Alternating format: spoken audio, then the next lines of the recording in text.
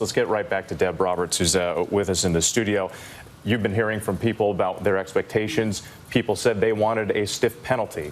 Folks you were talking to, what do you think they're going to react to with this? Well, we heard the Floyd family asking for maximum. We've heard people, on social media. I've talked to people who said they thought the punishment should fit the crime. Listen, as Dan Harris said, it wasn't the 15 years, but it certainly wasn't the max of 40 years. I can imagine that some people will be disappointed. But again, you have to remember, this is a police officer who was convicted of killing a man, a black man in America. It doesn't happen very often. The numbers are very small. Less than 2% are ever convicted. So I would imagine for a lot of people, there is still some satisfaction that there was actually accountability, because at the end of the day, that is what you hear so often from people, that rarely is there accountability. And there certainly was in this case. It certainly wasn't a slap on the wrist, as I would imagine many people, will definitely attest to. Wasn't the maximum, but he certainly got a very hefty sentence for what we all witnessed, this traumatic killing of a man. And maybe for some people, it restores some faith that there can be justice. Still a lot of cases out there that haven't been decided, but there is justice, at least some measure of justice in this case. And I would imagine we're going to hear that from a number of people today. I want to go back to Alex Perez, who's been following this case from the beginning. He's there in Minneapolis outside the courtroom. Alex, you have spoken with the Floyd family on a number of occasions.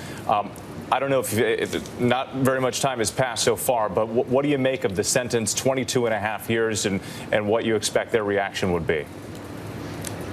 Well, Whit, I can tell you the family wanted the maximum sentence, and we all sort of knew going into this that the judge would probably land somewhere in the middle of that. The family says they did not want the minimum sentence, and they did not get that. But to them, ultimately, this is about bringing justice for George Floyd and also making sure that his death was not in vain. I remember interviewing Terrence Floyd, and he said he will continue to talk about his brother every day until change happens here in America and across the world. And I think this sentence handed down by the judge today shows that this was much more than just a slap on the wrist. 22.5 years for this murder, which was captured on video there.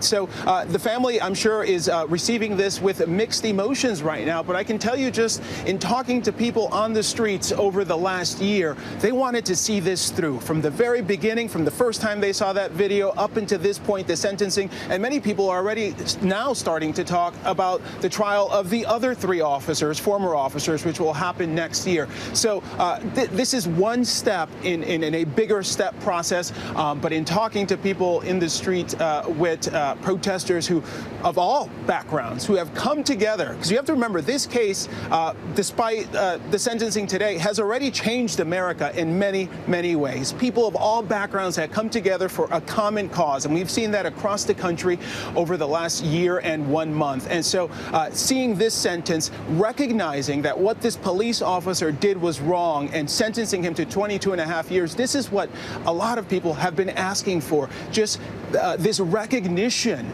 that police officers do not always do the right thing, and that black people, particularly here in America, often have to deal with situations like this, and the justice does not come to them the way it does to other groups. Now, we also heard the judge in court talk about how his decision was not based on public opinion, but we all know how the criminal justice system here works in America. It's not just to punish those who violate the law, but it's also about deterrence, to make sure things like this don't happen again, or if it's going to happen again, we know that you will be punished for it. And I think we're seeing that in the courtroom here. The judge spending a lot of time talking, recognizing this moment here in Minneapolis, in Minnesota, but really across the country. Everyone was impacted by this, and the judge wanted to make sure that everyone heard that. Whit. All right, Alex Perez for us. Thank you so much.